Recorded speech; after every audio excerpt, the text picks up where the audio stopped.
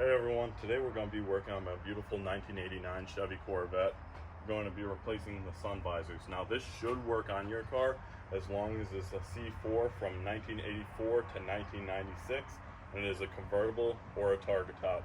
The reason being is because you have to be able to reach screws that are up here that you wouldn't be able to reach otherwise. So if that information applies to you, you're in the right place.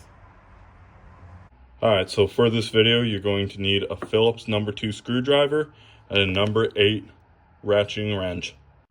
Alright, so you're going to start by getting a number 2 screwdriver, removing the top, whether it's a target top or convertible. Remove this screw and that screw. Alright, now that I have my 2 screws removed, I like to put them in this little cubby hole right here, just so I know where all my screws are at. You're going to have to take this. Sometimes you have to pry them off, sometimes they come off easy.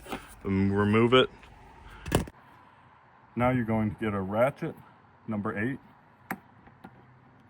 place it, and undo the screw right here. Now what you're going to have to do, if it doesn't come off already with that other bolt, is you're going to have to remove this piece.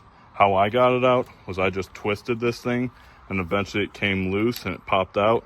It does shoot out once you remove it just because of the spring right here. They're 2 separate pieces, so you're going to have to remove both of those. Alright, so you might not have to remove the next 2 screws depending on if you can disconnect the wire or not. For me personally, it was stuck into there, so I had to remove the next 2 screws so I could pull down the little flap and remove the wire. Now on the inside, I'm going to go ahead and remove this screw right here, and maybe this screw depending on how much I need. Now what we're going to do is we're going to grab our brand new Sunvisor and install it, starting with plugging in the wire and then pushing this right back into the hole it went. Have to remove the cap to expose the threads. You're going to take them, thread them right through that hole.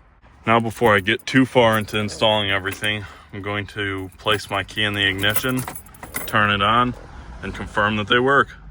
Fortunately, they're working for me, so I don't have to contact the manufacturer and figure out what's the problem. Take your spring, put it back, take this, put it on the top, then I'm going to take 2 hands, press with this one, and then install a screw with the other one. The 8mm bolt should thread right onto there. Just got the screw on it. For me personally, it helps a lot if you get a second person to press up on it while you have the 8mm wrench and you're pressing down on it, tightening it. You want it tight enough where you can freely move it, but not too tight where you can't move it at all. Now I'm going to take my plate and then reinstall the screws right there, and then also, don't want to forget about the screw underneath here and here that I removed earlier. Alright, the installation process is complete. Should be able to freely move it from here on out, and look at the difference between a brand new one and a ripped up old one. Repeat the same exact steps for the other sides, just 2 screws, the 8mm bolt, pop in the 2 screws underneath so you can get enough leeway to go into there and remove the plugs, and then you should be good to go. I hope to see you guys out there, hopefully with no sun in your eyes, so you'll see me give you a nice Corvette wave.